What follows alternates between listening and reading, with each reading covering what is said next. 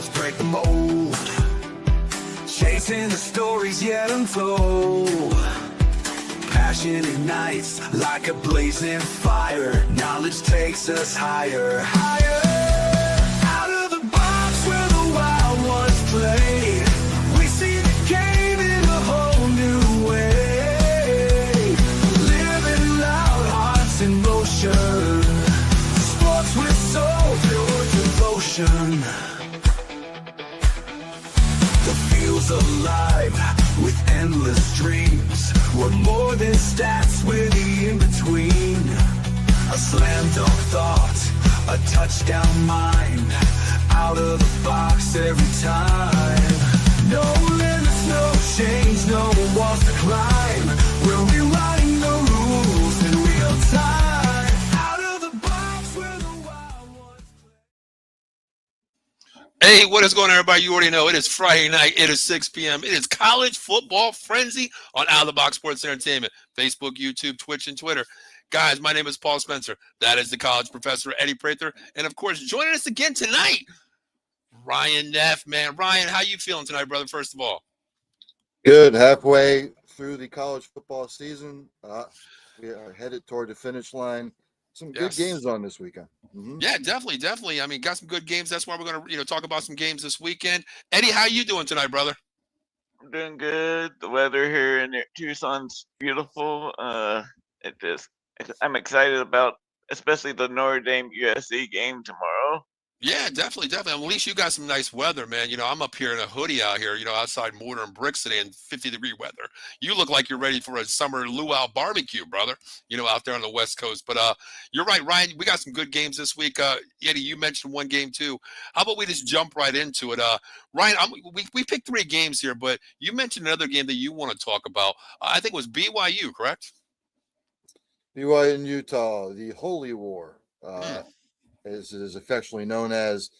You got number 23 Utah at 5-1. BYU ranked 15, 6-0. Utah 2-1 in the Big 12. BYU 3-0 in the Big 12.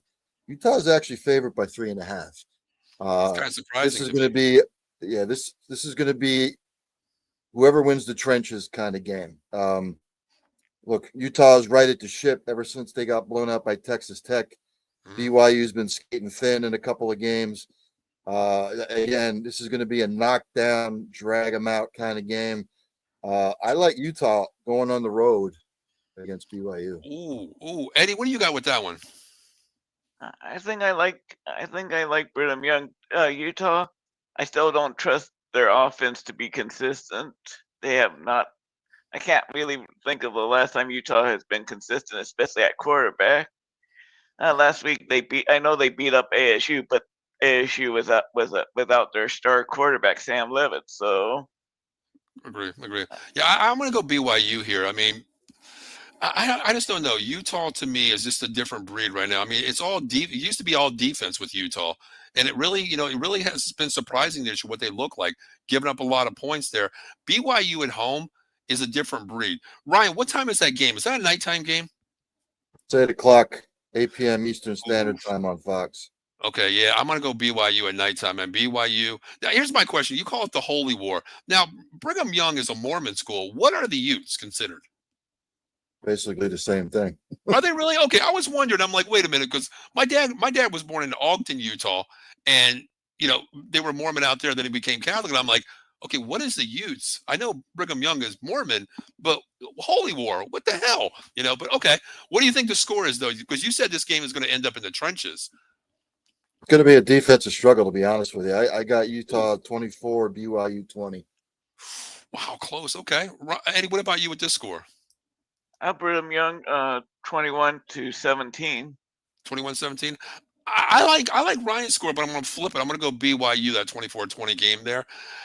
I don't know. I mean, when I look at Utah, all I can remember with them is the great defense that they had, and is Cam Rising ever playing? 6-year senior. Will he ever play? He's not there anymore, right? I mean, he can't be there anymore, right? Yeah, he is retired. Yes, finally, right? After 6 years, yeah, exactly. But I think Cam Rising is starting to collect Social Security now. Hey, you know what the crazy thing? He's not the oldest guy. I think one of the SEC teams have a 26-year-old player, a tight end. Is that Ryan? Is that Florida that has that tight end at 26 years old? It could be. I was I'm reading, not yeah. exactly sure. I have to look it up. Yeah, Okay, yeah, I because have I to was look I it was up. reading something. I was like 26-year-old a tight end. 3 years COVID, red shirt plus the 4 years. This is a senior year, really true senior year. I'm like, my God, 26 years old, man. He's got to be the beer guy at the frat parties. He'll go and get all the beer. But yeah, I do like that BYU game. I think it's going to be a good game there as well. At 8 o'clock on prime time there. Let's get into this is SEC. This is SEC weekend. It really is. I mean, 3 banger games this week. How about we jump to where do you guys want to start? You guys want to start with Bama, Tennessee, or Georgia or Ole Miss? What game you guys want to start with? Either or, doesn't matter to me. Eddie? Doesn't matter to me. Well, Eddie, Doesn't you know matter what? to me. You're in the middle, Eddie. How about you pick it then? Bama or Georgia? Where do we want to go? Bama, Tennessee. All right, let's talk about it. Number 6 versus number 8 here. Bama at home, Tennessee Volunteers. Uh, let's start with Bama. Ryan, what do you see with Bama here right now? They are right at the ship since they lost to Florida State, but Yeah, uh, yeah. they held on against Vanderbilt. They held on against Missouri, Tennessee. I mean, they're both 5-1. Mhm. I'm just like looking at Tennessee's schedule again. They lost a close one to Georgia. That was a heartbreaker. Mhm. They played a close one at Arkansas. Close one against Mississippi State. They pulled away from Syracuse. Look, they basically mirror one another as far as the rosters go, as far as what they try to do. Mhm. I know Bama's at home. I know they're favored by 7.5. But Kalen DeBoer's teams, Yeah. they screwed up last year at some point. I'm taking Tennessee to go on the road and beat Alabama. Oh, are you calling it outright or are you going with the points there? I'm calling outright. I think Outright. Okay. Okay. Okay. somehow, some way, I just think Tennessee's going to find a way to win this game. Yeah, I agree with that Kellen DeBoer situation. I mean, to me, he's still unproven to me. I mean, last year alone, Nick Saban took 3 years to lose that amount of games, basically 3 or 4 years in one season with DeBoer. Eddie, what do you think about this game, Bama, Tennessee? Ryan's going Tennessee outright. The one thing I have to give Bo some credit is that he's been using the running backs, like we talked about, like after that Florida State debacle for them. Jam Miller's been lights out. I like Alabama at home against Tennessee. Especially since I think it might come down to a field goal and we seen the Tennessee kicker choke. Okay. Okay. I mean, I like Bama in this game to me, but we talked about Jam Miller finally getting his feet under him. The running game. When we think Alabama, you pick your poison. It's the Mac Jones year, the Hurts year, the Tua year, where you're throwing the ball. This year, it's really balanced right now. I mean, Simpson has 1,678 yards. I think it's 16 TDs right now. He's completing almost 70% of his passes. But here's the thing that's interesting to me. The running game really hasn't been used right now. I mean, you have Jam Miller, who only has 267 yards on the season. That's not Alabama football. You think about it's built in the trenches, the offensive line there. I mean, it's an NFL farm squad every year. Bama has not used that running game. And if they Tennessee keys on the wide receivers, I mean, you have Ryan Williams, who was really a Heisman Trophy candidate, really, if you think about it, the way he was playing. And then who else? You have Jeremy Bernard. He's their leading wide receiver. You take those away and you let Bama rely on the running game. I think Tennessee does have a shot here to win this game, honestly, because Kalen DeBoer really hasn't proved to me that he can manage the game and take away something to beat you with another a philosophy there. What do you guys think about that? I don't trust Josh Heupel either. I think they're both about the same. Okay. Tennessee's first overall in the conference in offense. Yeah. They lead the league in passing. They're third in rushing. Defensively, they're first in the conference with sacks at 26. Yeah. I know the back end for Tennessee is a little bit iffy, but Alabama, when you look at the defense, the only thing they rank in the top 5 is yards allowed. Yeah. So this is another game where it's gonna be in the trenches. I don't think Alabama has faced an offense like this yet. The one time they did, it was Florida State, and I'm sure Tennessee is going to pull out the film from the Florida State game to see what works well, and that's why I think Tennessee wins this game outright. I agree. I mean, Tennessee's running game right now, they have a committee running back, three running back teams, three guys right now. You look at oh my God, what was his name? Bishop. He's leading the category right there. And then you're bringing in two guys off the bench. I think it was Fremont or something like Fremont or something like that. Lewis. They are running the ball. They almost have 1,000 yards combined right now as three running backs. That's what surprised me with Tennessee. Joey Aguilar, he can play ball. Let's put it that way. He can play ball. He's a quarterback that's hybrid. I think he's a solid guy. I mean, he has 14 touchdowns, 5 picks already. But Ryan, I like what you said there because Tennessee can score, man. And this is going to come down to the defense on Alabama. And this is not an Alabama defense that we're used to seeing of SET days, Nick Saban days. This is not what we're used to seeing, this defense here.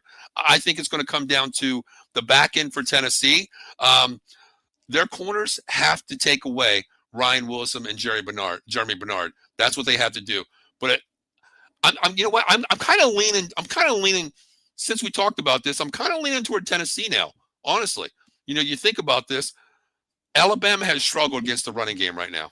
They've given up a lot of yardage on the ground, and that's something Bama doesn't do.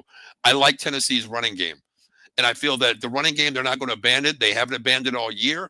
And just like you said, Ryan, if they pull that blueprint out of Florida State, what they did, time of possession, secure the ball, I think Tennessee can win this. I kind of flip my opinion here. I'm going to go Tennessee. Man, I don't think it's going to be high scoring though. I'm going to go Tennessee can get pressure on the quarterback with their front seven. Yeah. Overall, statistically, out of the entire country, they're second in the country in sacks with 26. So that's why I'm picking them to win the game. They're going to get pressure on the quarterback. Can Alabama's offensive line hold up against that front seven? I don't think they can do it all game. That's why I'm picking Tennessee to win. Yeah. Eddie, what do you got? You're going to go Bama, correct? Yeah, I'm going Alabama 31-27. I just think that I think Bama's going to be able to throw the ball on that Tennessee defense. We saw what Georgia did to Tennessee's defense. Okay. And Georgia doesn't have the receivers that Alabama has. It's a different team, though. It's a different Tennessee team than the one that played against Georgia.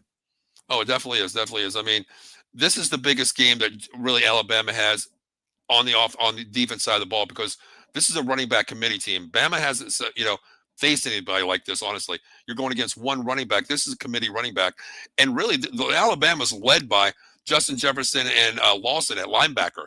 Their front four is not the greatest right now. They're giving up a lot of yards on the ground. I'm going to go Tennessee here. Thinking about this because Ryan, you said this offensive line is still good for Alabama, our defensive line, but I don't think they get the pressure on the Tennessee offensive line here. I think they're going to play smash mouth football. I'm going to go Tennessee here, 27-23. I'm going to jump on your wagon, Ryan.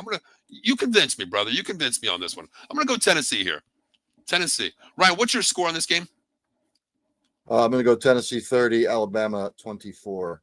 Okay, right around the same category. Okay, same area there. All right. Wow, man. Real quick before we flip this game here, Kalen DeBoer. Let's talk about him real quick. I'm not a fan of him. Okay, is he ever going to be on the hot seat? Coming from Alabama, what they are, Saban 7 national championships. Kalen DeBoer still finding out what Alabama is to him. When is he considered really on the hot seat? I don't think it'll be this year. No. Look, Jesus himself could have come down from the heavens. Yes. Following Nick Saban, it wouldn't have mattered. When you follow a legend like that, look, Bear Bryant was a legend. Gene Stallings finally broke through with a national title, but then they struggled. They struggled for years. It was a diamond in the rough with Nick Saban, what he built there.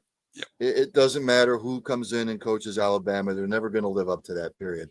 So Alabama fans, I would say, if you're thinking it's going to go back to the way it used to be under Saban, forget it. Those days are over. With NIL, the transfer portal, all of that, you're not going to see a dynasty like that ever again. You said it the best, Eddie. Can you add anything on that? Because I think Ryan Yeah, just summed it up in everything right there.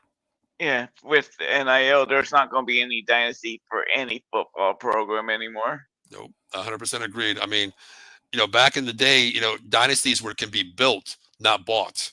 Now they're bought. And you said it right, Ryan, when you said God can come down and coach this team. It's not going to be a Saban-led team. He's an icon down there. He owns the keys to the manor, the mansion, the city, everything. It's all him down there. And you're right about that. I definitely know he's safe this year. But you know what? I'm going to keep him on a short leash right now because Bama's still alumni. They're used to raising trophies every year, so that's the only thing I can say. But this year, definitely he's safe. But how about we stay in the SEC? How about we go Georgia, Ole Miss here? Eddie, you touched on Ole Miss last week, barely securing, just escaping basically. How do we feel about that moving into Georgia, the Dogs here, SEC prime game here? The Dogs are going to be let out on the Rebels. It's to me Ooh. Ole Miss cannot be trusted.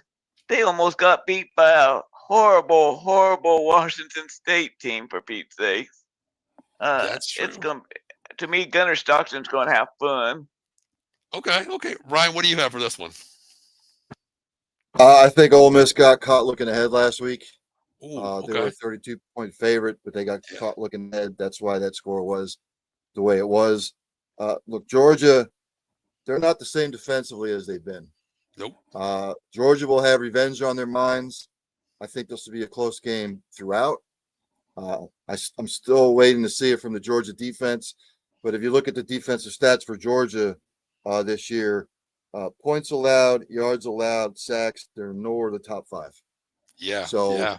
And I don't think they're going to put it all together. I know what Eddie said about turning the Dogs loose, which they probably will between the hedges. I just think Ole Miss does enough to keep this close, but I do think Georgia will win the revenge game. I'm going to go Georgia 31, Ole Miss 27. Okay. Yeah, Georgia, you made an interesting fact there. Their defense is not even in top 5 in any major categories right here, Ryan.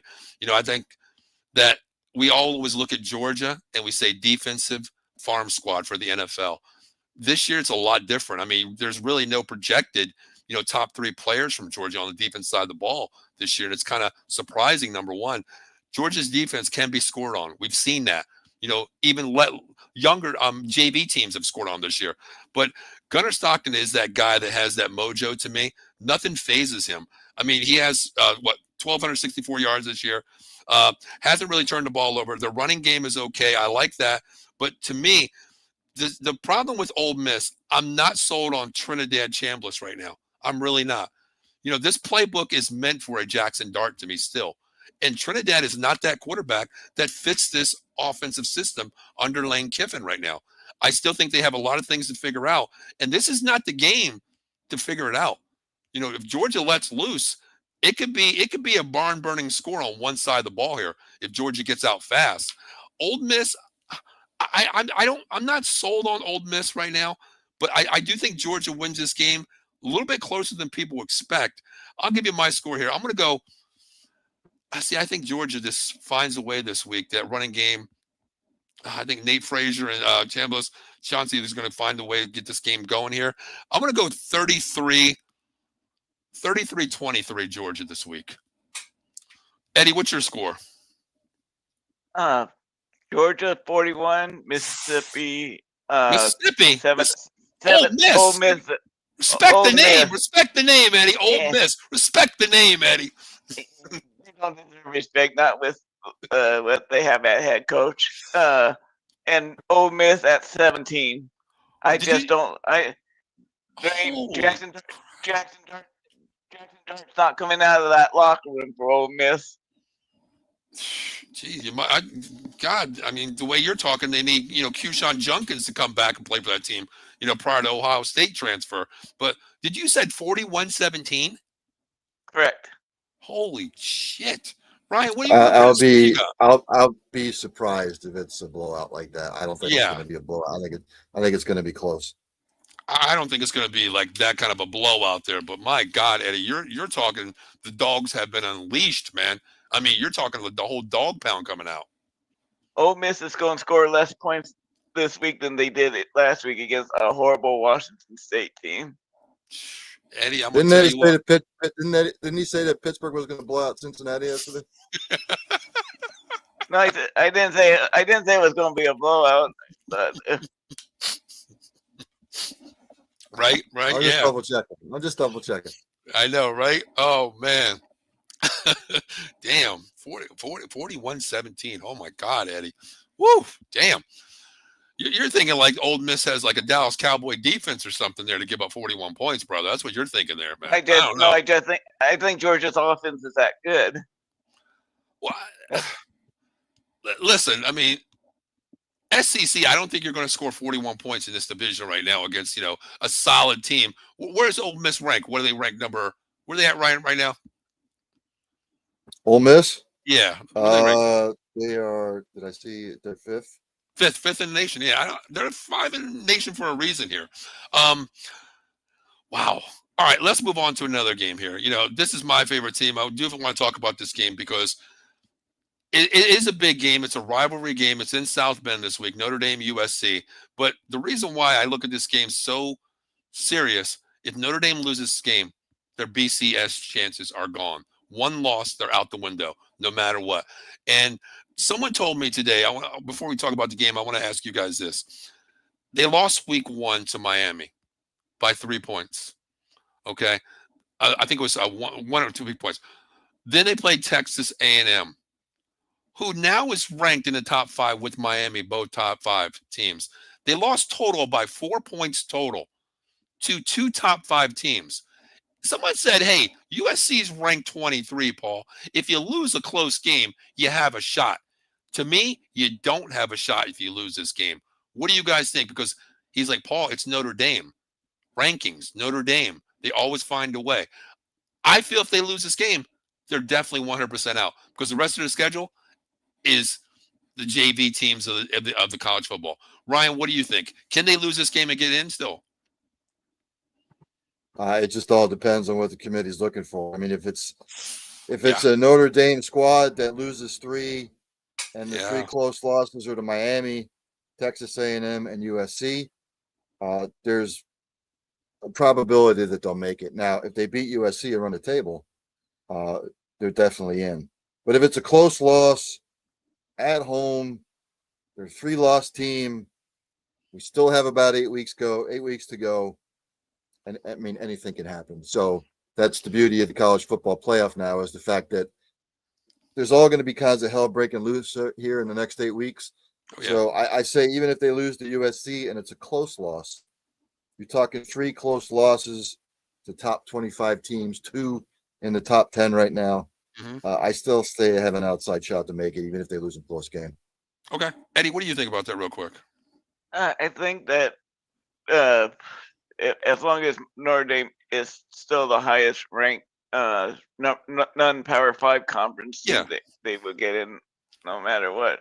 I'm just trying to think of other non-conference, non-5 power teams that are in the conversation besides Notre Dame.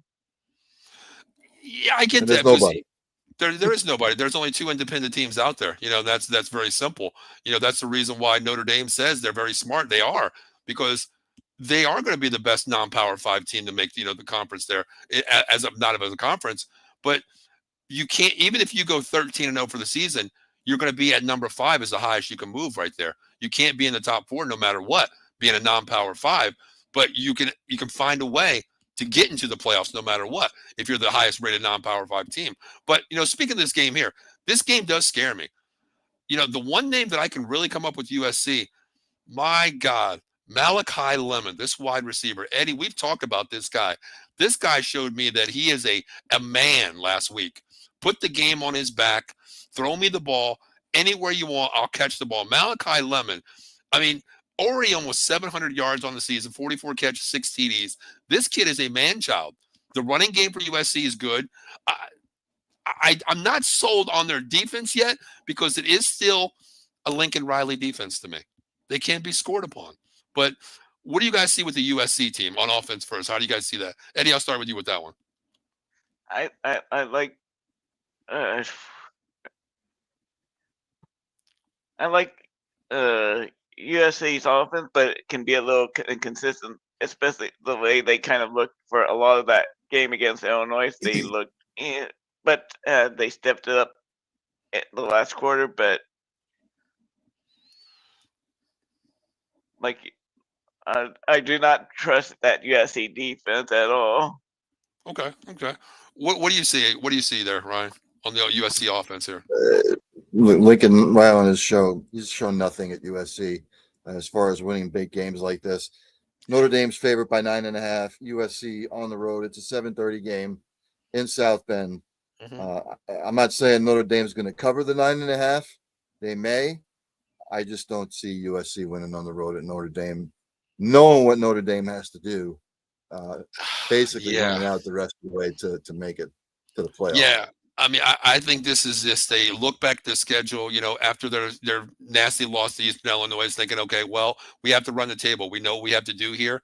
But to me, I like how you said Lincoln Riley hasn't won a big game. And that is very true. I mean, we've always talked about Lincoln Riley as a quarterback whisperer, basically. But to me, it's not driven by the quarterback right now. It's the wide receivers and the running game, what they have. Their defense is a little suspicious to me. But the key to me for Notre Dame, they got to get after CJ Carr. He's still a redshirt freshman. He's learning every week. He's progressing. But the thing is, to me, you got to give the ball. You got to feed Jadarian Price and Jeremiah Love, the two best running backs in the nation as a combo. And the great thing I just heard today that I was watching their little press conference today. They're talking to Jeremiah Love, and they're saying, hey, how do you feel that, you're going to be a top 5 pick next year, possibly in the NFL, being a running back? He's like, has anybody seen my duo, Jadarian Price? He's outrunning me right now. He's outgaining me. He's outperforming me. Stats don't matter to me. We're winning games. We know what we have to do. That to me is Marcus Freeman right there. Building the team, stats don't matter. It's, of course, in college, you have 90 players on a roster, 90 players as one team. They have to feed the running ball. They got to run this ball because CJ Carr has not showed me with the wide receivers. Your guy is 5'9". Jordan Faison is leading the team in catches this year. Malachi Fields coming over to transfer, a big recruit, has been nothing to me right now. So I think Notre Dame can win this game at home. That at home touchdown Jesus is going to give them 6 points. But Ryan, I don't think they cover the 9 points though. I don't. USC hasn't beaten anybody. They beat Missouri State. They hammered them. They hammered Georgia Southern. They beat Purdue in not so great fashion, 33-17. They played Michigan State. It was 45-31. They lose to Illinois in a tough game. And look, they played Michigan, but Michigan isn't all that. So they really haven't played anybody to beat them. The one good team they played was Illinois, and Illinois beat them. And Notre Dame's battle tested, tough against Miami, tough against Texas A&M. So Notre Dame's battle tested. USC is not. I just think under the lights in South Bend, again, I don't know if they'll cover the 9.5, but they'll win. Okay. See, I agree with you. USC hasn't really played a top caliber team here, except Illinois, of course. But to me, you go back and look at Notre Dame's key losses, regardless of who they played, Miami and Texas A&M. They struggled with speed. That's what they struggle against. USC is built on speed. Their running backs are fast. Their wide receivers are fast. Malachi Lemon is a man-child. It's going to come down to Leonard Moore and Christian Gray at the corners playing some high-caliber elite football. Losing Xavier Watts, Benjamin Morrison. This isn't the Notre Dame defense that we've seen. That's what scares me because you go back and you look at that A&M game. Concepcion and Branch had over almost 400 yards combined as two wide receivers. USC can get the ball downfield with the speed. That's what concerns me with Notre Dame. I think the running game has to come into play where it's going to be a low-scoring game, and I don't think they cover. I think it's going to be a 27-22 game. Notre Dame wins at home, though. Eddie, what do you think? Notre Dame's defense has been stepping it up the last few games. Look at what they did to Arkansas, another team that has speed. They basically mopped the floor with their speedy quarterback. They did, but I Their mean, speedy. he looked lost though. That Arkansas quarterback looked lost. The running game wasn't there. They stacked the house, and the thing is, they got to get pressure on a quarterback. I mean, they have to. You know, I just don't know. I just don't know how they're going to do, because I think it's going to come down to the running game and the secondary playing great against this USC offense there. Ryan, what do you think about this? I mean, I think Notre Dame sent a message last week with handling NC State the way they did. Yeah. So I said, I'm not saying they're going to cover. I'm going to go Notre Dame 33, USC 24. How's that? Okay. So it's 33, 24. Somewhere. Okay. All right. Yeah. Oh man, I mean, I don't know. I'll definitely be watching that game. But Eddie, I know you came up with the game that you wanted to talk about. What game do you want to talk about? Let me tell you my score first on the Notre Dame game. Notre Dame 30. If you tell me it's a blowout like the other game, I'm gonna take you off the screen right now. Because don't jinx me right now, okay? No, it's gonna be 30. They're gonna cover the 9.5. It's gonna be like a 32 to like 21 type of game. Okay, I can deal with that. I thought you were going to talk about Notre Dame 55, USC 13 or something like that. I think it's gonna be a running back controlled game by Notre Dame. It has to be. I mean, you got to give Price and Love the ball. You have to. That's what keys this game. That's what moves the motor for Notre Dame. But as long as it doesn't come down to a Bush push or a McCord push, I'm okay with it, because I'm tired of seeing it. I'm tired of seeing that. But let's move on to your game, Eddie. What game did you pick up? Which game did I pick? The ASU Texas Tech game. Okay. Well, as Ryan said backstage, Levitt is questionable, probable. So I mean, it's only Friday. The real injury report don't come out until tomorrow, game time. But Ryan, since this is Eddie's game, I'm gonna let you go first on this. How do you feel about this, with or without Levitt? I don't care if Levitt plays or not. This Texas Tech Yes. team is for real. Their defense is no joke. Yep. It travels. I don't care if Levitt plays or not. Arizona State's going to get hammered tomorrow. I agree. Eddie, you picked this game. I mean, can you rebut this a little bit? I think with a healthy, if Levitt plays, him and that receiver of his, Tyson, are a really good combo that can put up points. I do think Texas Tech's going to win, but I don't think it's going to be like. What's the spread on the game? 6.5 as of now. Okay, I could see $6.5. Texas Tech covering that. I don't think it's going to be a beat down. Like, I think it's going to be like a 10-point game. 10-point game. Okay. Yeah, I agree with Ryan 100% here. I don't care if you bring Levitt back. Hell, you can bring back Scadaboo if you want, because Texas Tech right now, they are my dark horse. They could be in the top 5 right now, in that division there. They're going to run the table here. Their defense is no joke. No name players, 11 guys, 11 hats on a ball. This team can score. I love them both sides of the ball here. Texas Tech, I feel, routes them. I'm going to go 30. I'm going to go 42, 24. Texas Tech rolls this week. They continue the story. They're going to be a top 5 team, at the end of the season. Ryan, you don't have their schedule in front of you, do you, by chance, Texas Tech? Let's see. I'm looking it up now. I'm actually on Arizona State's schedule right now, but I can flip over to Texas Tech. Because I think they can run the table here with what they have on both sides of the ball right now. Texas Tech. As soon as it comes up here. No problem. So they have ahead, Arizona State, Okay. Oklahoma State. They're going to murder them. Yep. They're at Kansas State. Kansas State was not what we thought they were. Nope. Then they're home against BYU, iffy, Mhm. but it's at home. Then they play Central Florida, and then they're at West Virginia, but they'll win those games. Ooh. Barring any major injury. And then they have the Big 12 championship, correct? Yep. And who is that? Now, would that be Iowa State still, most likely? It would probably at this point be either Iowa State or BYU or Utah, depending on what happens tomorrow. Okay. I mean, I think they run the table right here for undefeated season right now. You think about that. But this Texas Tech team is playing right now, man. I love how this team is playing. You know, to me, I feel that I'm watching Patrick Mahomes out there again. You know, with this Red Raider offense, how they can put up points is easy for them or against anybody. You know, everybody talks about their defense not being good. Well, damn, they can shut you down on both sides. You know, front seven, secondary, they're a good damn team.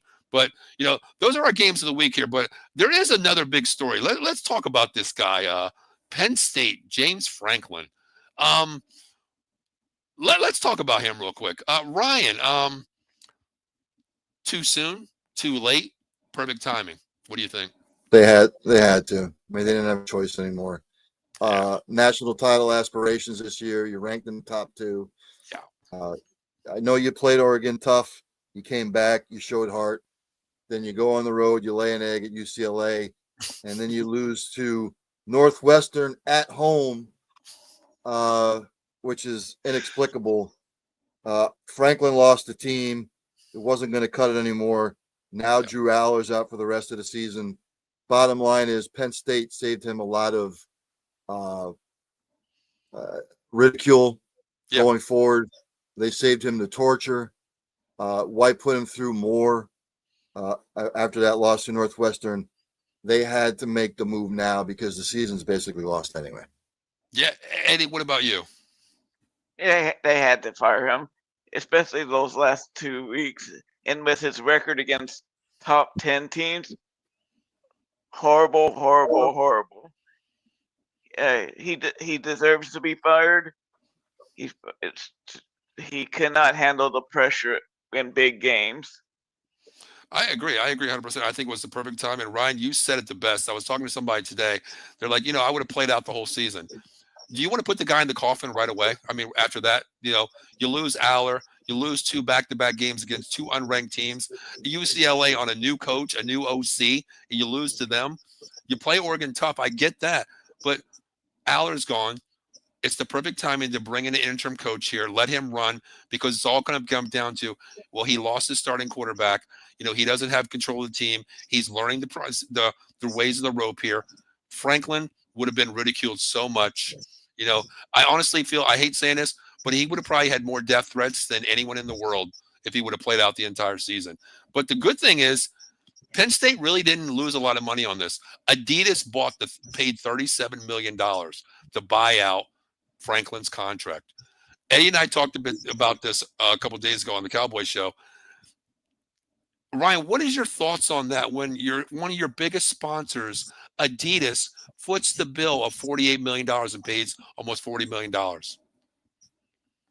mean, that's the era that we live in with big money.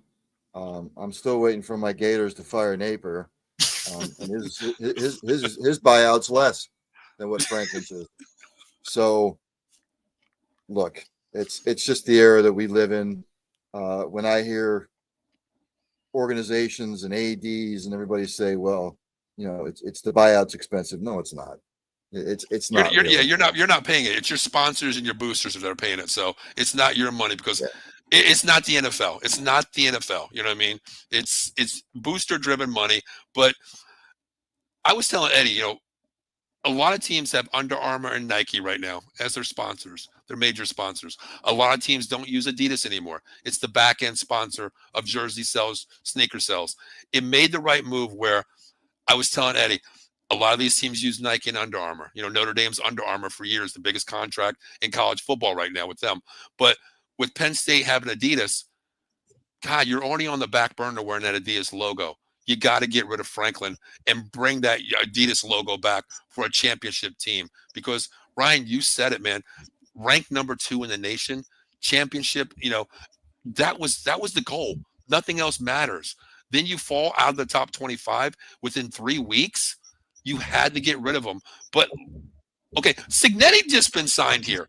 You know, Indiana signed him last year to a contract. Gave him another contract, another raise. He's off the table. So I'm hearing what? Matt Rule? He's best friends with the AD. You know, Penn State. Freeman, God of Notre Dame right now. I'm hearing so many names. Where do we go for Penn State right now? Go ahead, Eddie. I think Matt Rule would be a bad mistake to hire him. I just think people keep overrating him big time. Really? Okay. Okay. Well, who do you bring in then? Who do you bring in? If Eddie, you're the AD. Now you know Matt Rule and you are great friends. Okay. You know each other personally. Out of football, you're good friends with him, best friends. Who do you bring in as the AD of Penn State, Eddie? Who do you bring in?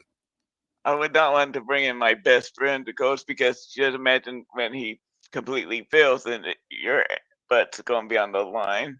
Okay. Well, who do you bring If in you're then? the AD, I have to look to see who might be available. I just maybe see if there's anybody in the NFL, an offensive coordinator that has college coaching experience.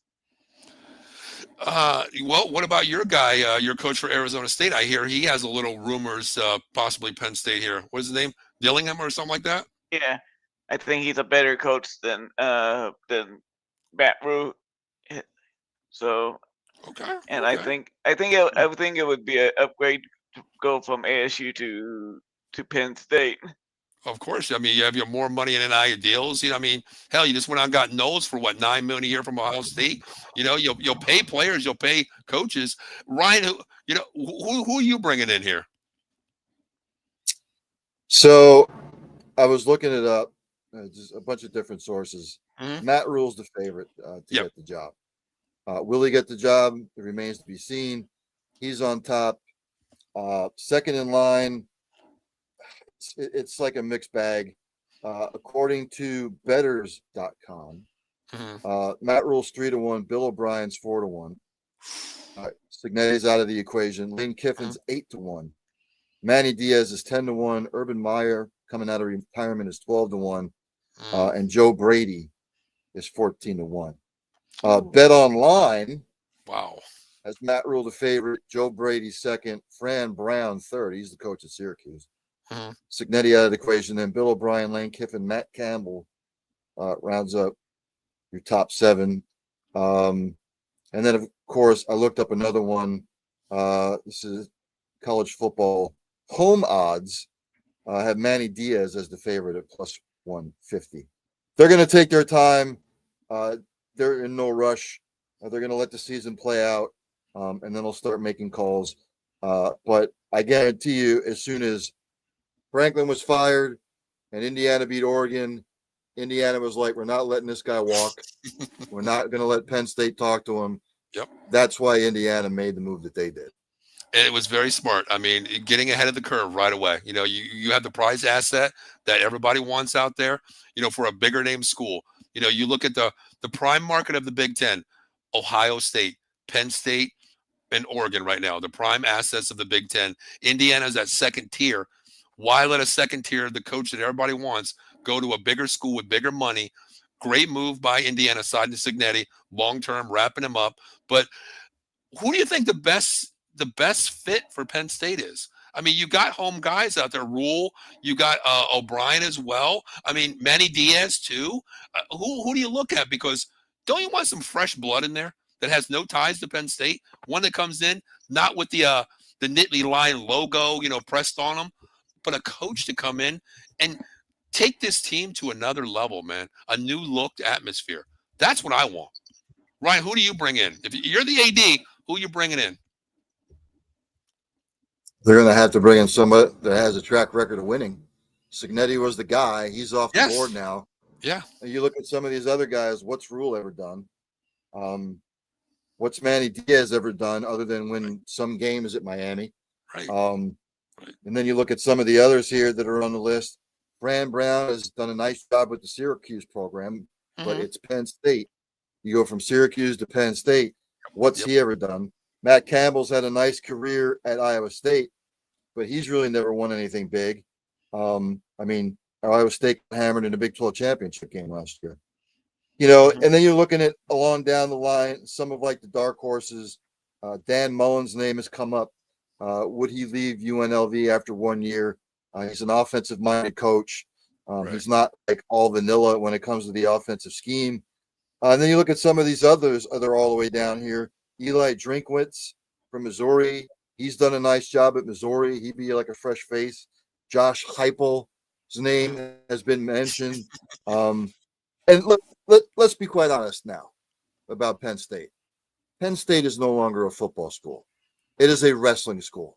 Oh yeah, With the amount of national titles that Penn State has put together there, and everybody knows it. Penn State has not been a solid ass football program as far as the national power has gone for a long, long time. We're talking even Joe Paterno in his last couple of years there was having issues. So they're going to have to bring in somebody high profile that has a track record of winning, that can build a culture there in Penn State.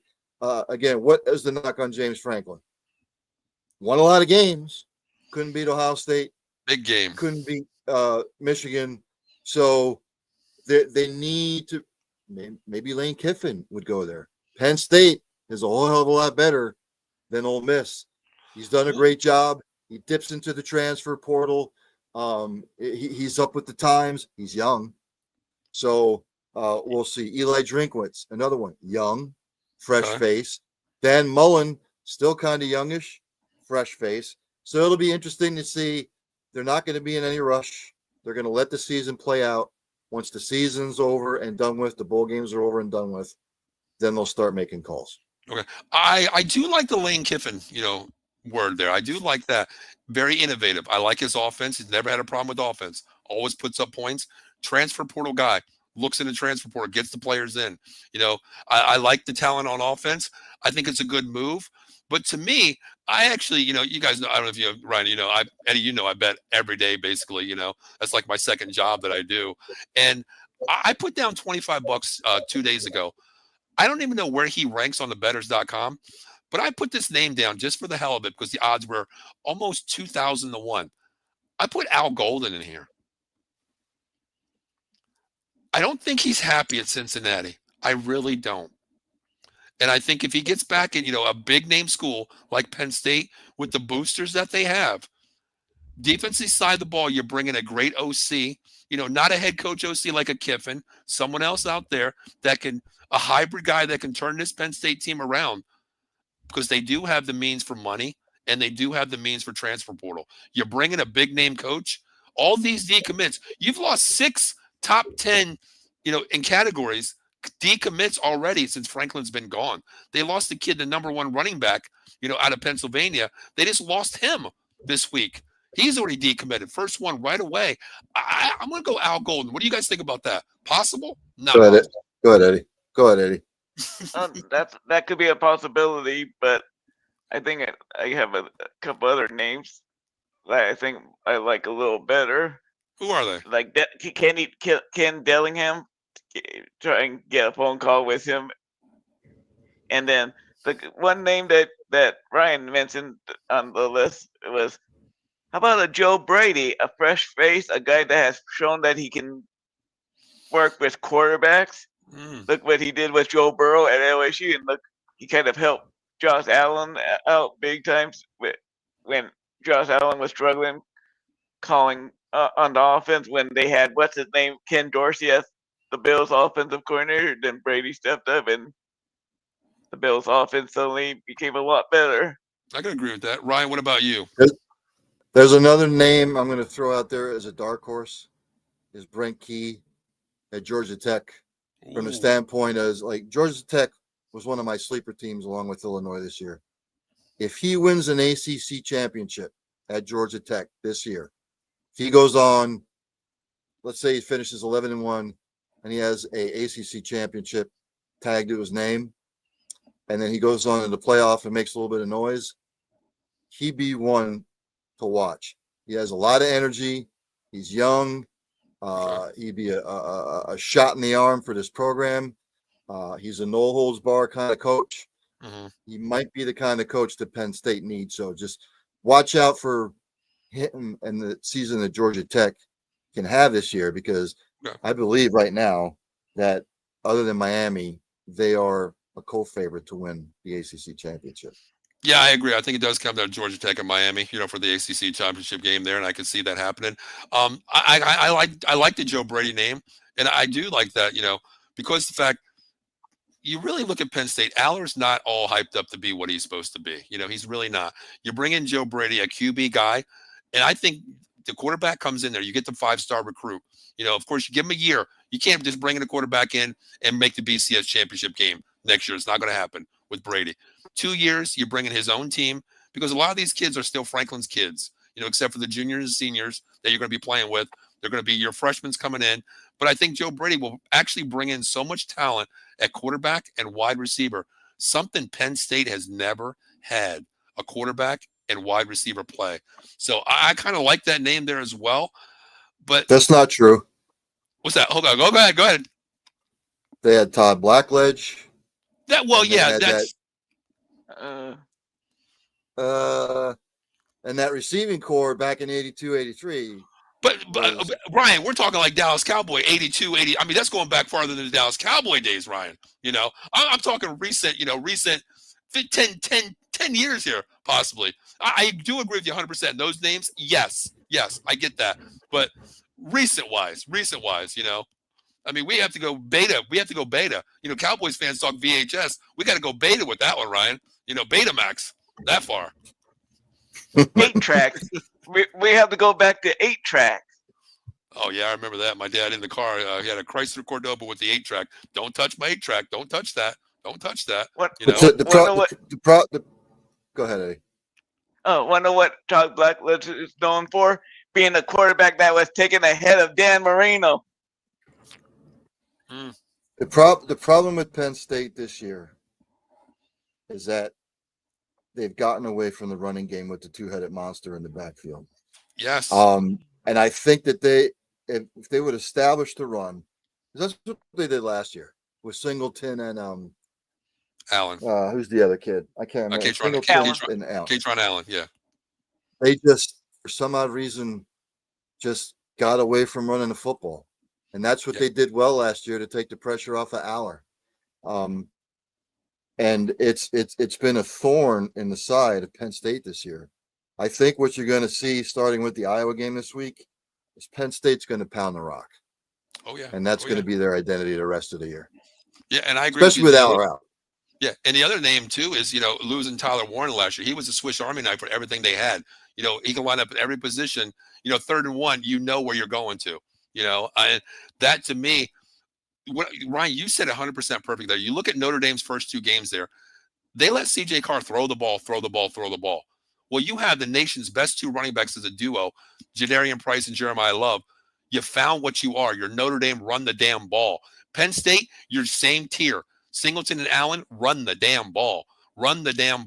That's what your identity is. You're not, regardless if Aller's out, you're not a passing team. You are run the ball. Penn State in between the tackles, in the trenches, run the ball. And you're right, Ryan. I think Singleton and Allen possibly could have 100 yards this week. Just run the ball constantly. Go ahead. Penn State was 5th in the country running the ball last year. They're buried somewhere back in the 50s or 60s running the football this year. Army was number 1, Jacksonville State 2nd, UNLV 3rd, Boise because of Genty. Penn State was 5th with that double-headed monster, and this year they're buried back in the middle of the pack. That's amazing when you have 2, arguably, to me, the top 2 duos are Notre Dame and Penn State at running back right now, and you don't use your number 1 asset. Aller's not getting the ball downfield. The wide receivers can't get space between the DBs. Run the damn ball, especially in a close game. Take time off the clock with these 2 running backs, number 1. But we always in this show, Ryan, talking about one thing here. Heisman Trophy, man. Is there a front runner? I mean, Cade Klubnik's already gone. Nussmeier's not having the best season here. We talked about Sellers not having a great year. What the wide receiver for Ohio State, what is his name? I'm drawing a blank here. Eddie. Jeremiah Smith. Starting to come around here. But Ryan, since you're new to this, where is the Heisman Trophy candidate right now? What do you lean to? You know what? I don't know. It's so wide open. It is. A lot of people are talking about the defensive guy from Miami as being up there. Ooh, Carson Beck right now is number 1 on a lot of people's lists. I've seen that. Followed by Ty Simpson for Alabama, Fernando Mendoza for Indiana, just because he's got Indiana undefeated, ranked 5th or whatever they are, 4th, 2nd, 3rd, whatever the hell it is. I think they're 3rd. Marcel Reed from Texas A&M, Julian Sayin from Ohio State, Jeremiah Smith, Ohio State.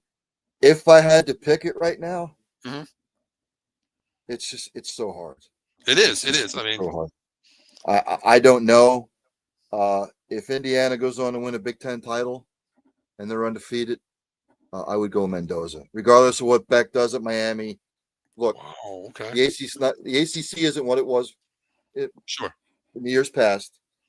But if Fernando Mendoza at Indiana could run through the Big Ten schedule, goes on and wins a Big Ten championship game, I think he's going to win the Heisman. And I would also say, I am in agreement with what Manny Diaz said. The Heisman should not be awarded until the season is complete. I never Agreed. liked the Heisman being awarded in the beginning of December because it made no sense. You're Agreed. basically giving the Heisman, it's a regular season award. It has Yeah. nothing to do with the postseason.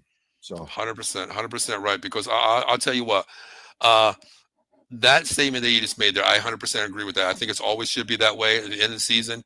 You know, after everything's said and done, after the BCS championship trophies raised, and then you name that player. You know, because to me, if you're in the playoffs, well, if you don't show up in the playoffs, you know, we look at Peyton Manning being one of the greatest regular season quarterbacks, playoff history, not so good. Why give him the award? Let's see what he does in prime time.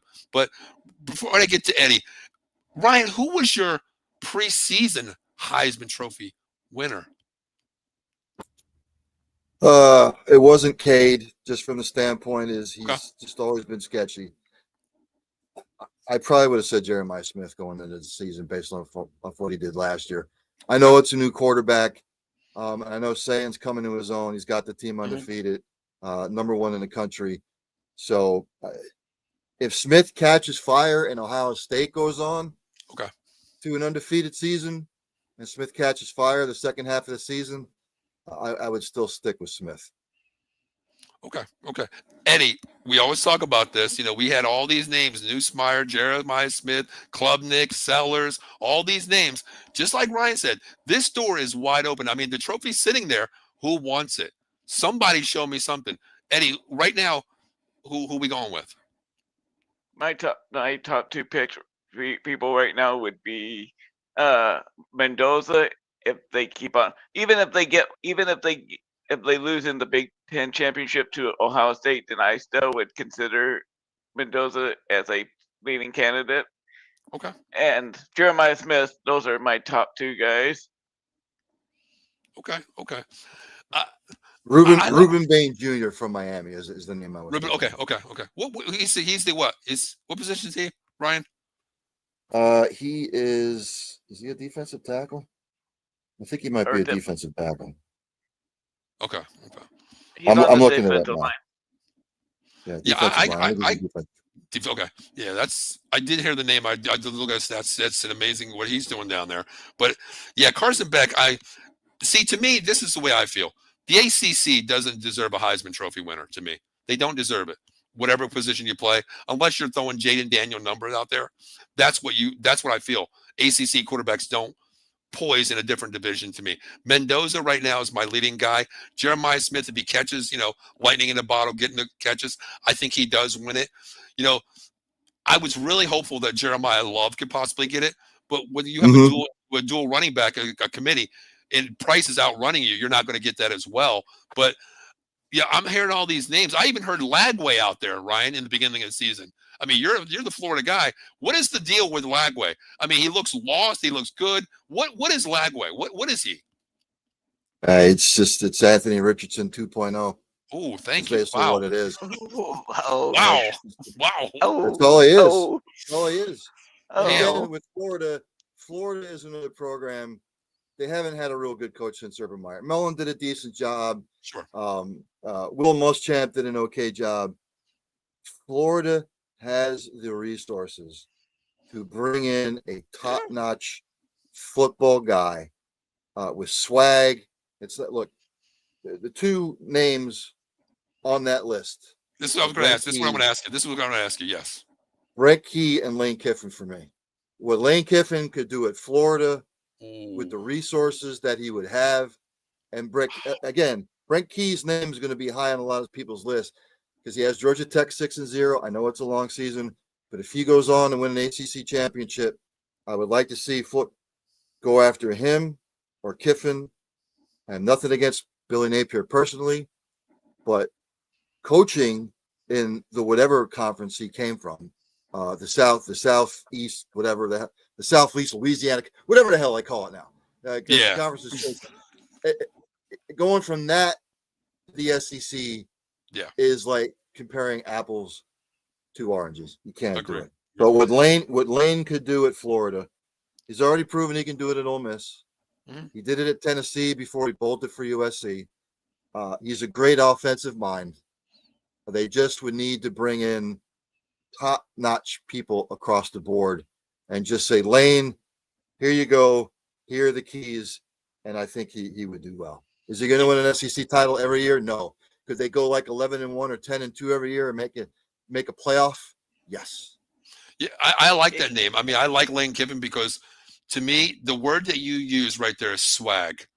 Lane Kiffin is the king of swag to me in college football.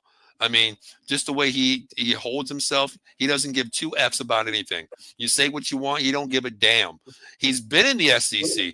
He's coached with Alabama under the greatest Nick Saban. He's been there, done that.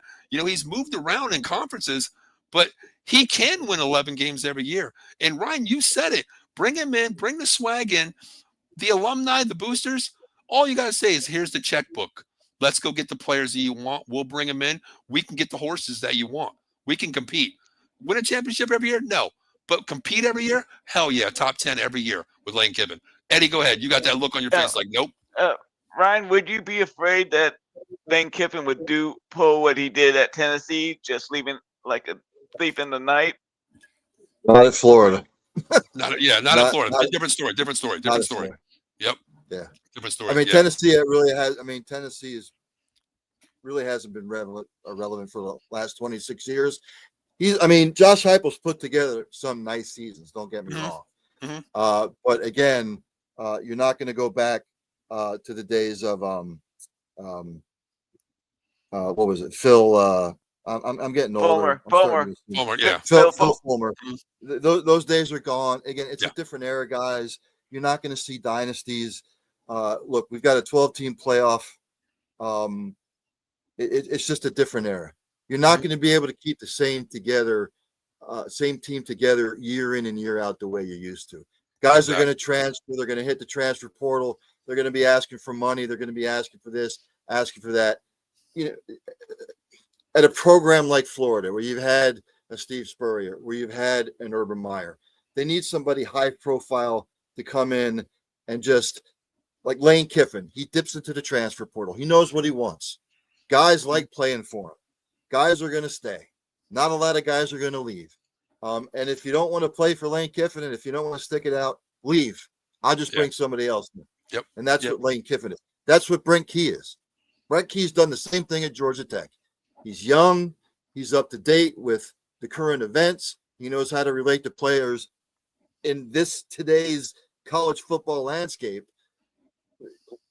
The reason why Nick Saban got out, I don't want to hear all that bullshit about he got out because he didn't have the cream of the crop coming anymore. He didn't have the pickings that he used to have. He doesn't want to deal with NIL. He doesn't want to deal with transfer portal.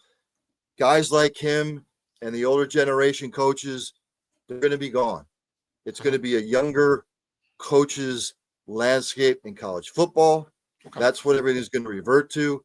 Even Dabo Swinney is a couple years younger than me. He's getting up there. He doesn't know how to relate anymore. So we'll see. Yeah, he hasn't still learned the transfer portal yet. Yeah. Dabo hasn't learned the transfer portal yet. If you can't keep up with the times, with the way the landscape of college football is now, you're not going to be successful. Mm-hmm. Real quick before we get out of here, you guys got like 5 minutes. I want to ask you something that's really been on my mind real quick. Since we're talking about Penn State coaches here, a friend of mine, I was actually talking this morning, I was at Lowe's. A friend of mine works at Lowe's, a manager. He's a big fan of one coach out there. I don't consider him a coach to me. He said, Paul, listen to me. Hear me out, Paul. I'm like, okay, go ahead, man. He goes, I think we bring in Deion Sanders to Penn State. And I looked at him. I was like, recruiter, anybody will come and play with him. but does he fit the Penn State mold? Ryan, what do you, I said, hell no. And he's like, oh, just think about it. I'm like, hell no. Done. I'm done.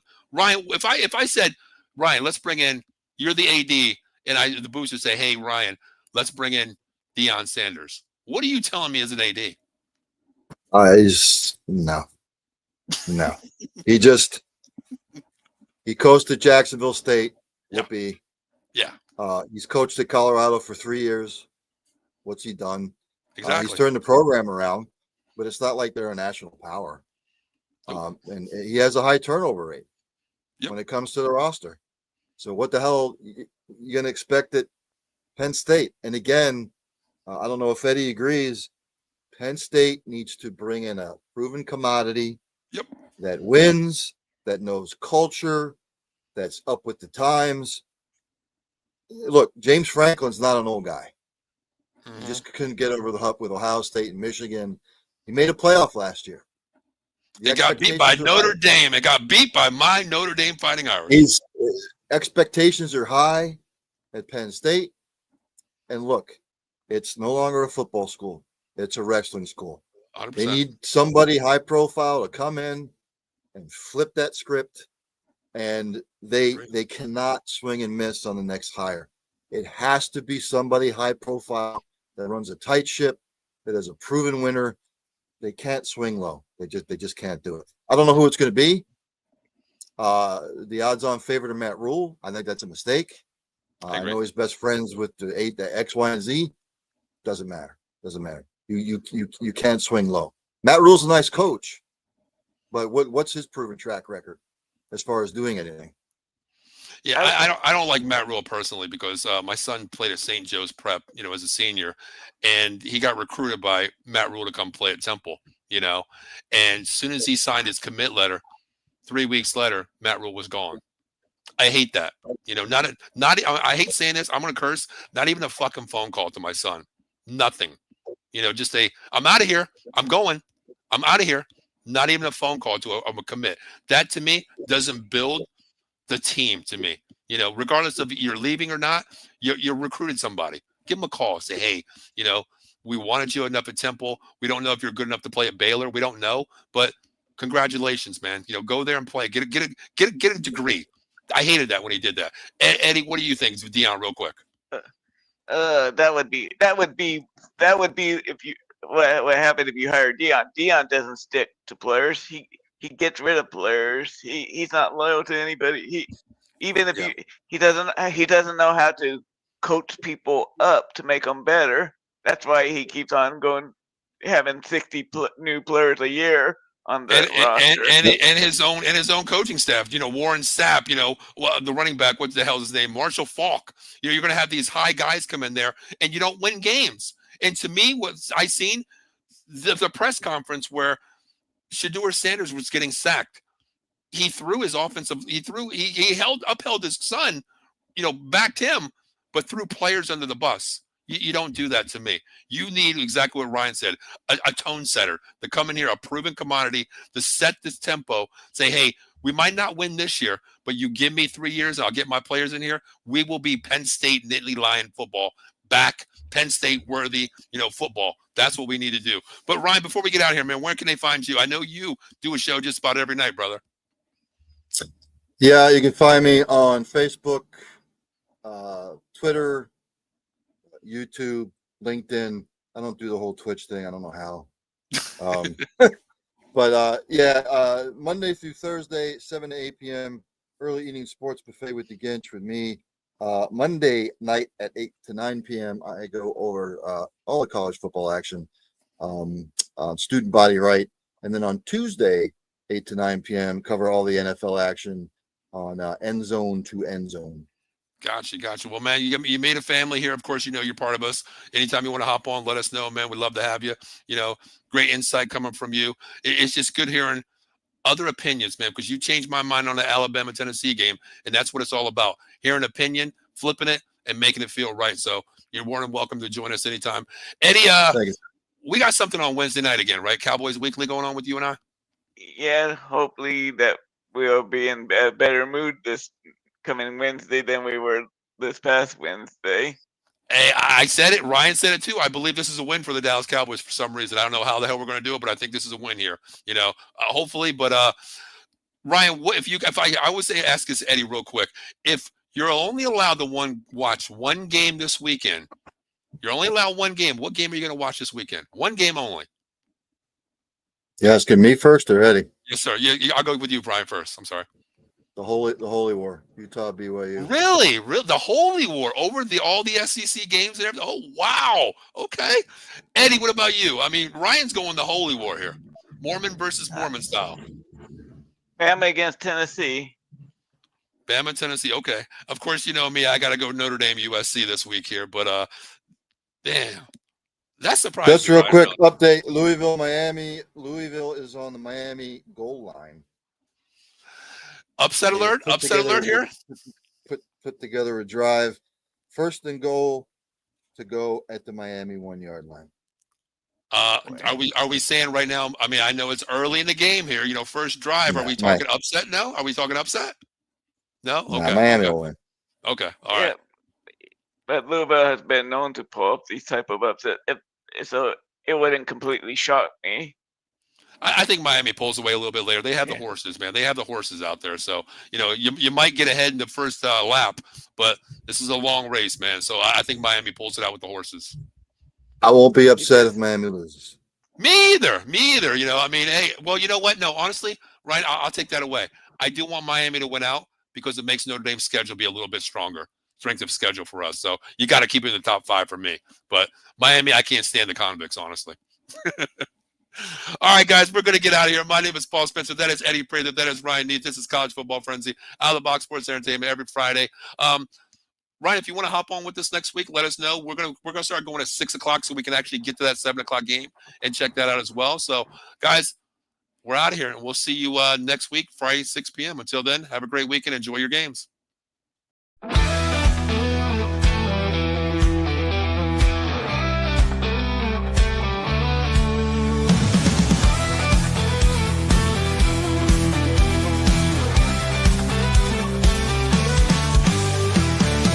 Getting strong, let's break the mold. Chasing the stories yet unfold. Passion ignites like a blazing fire. Knowledge takes us higher, higher. Out of the box where the wild ones play. We see the game in a whole new way. Living loud, hearts in motion. Sports with soul, pure devotion. The field's alive with endless dreams. We're more than stats, we're the in-between. A slam dunk.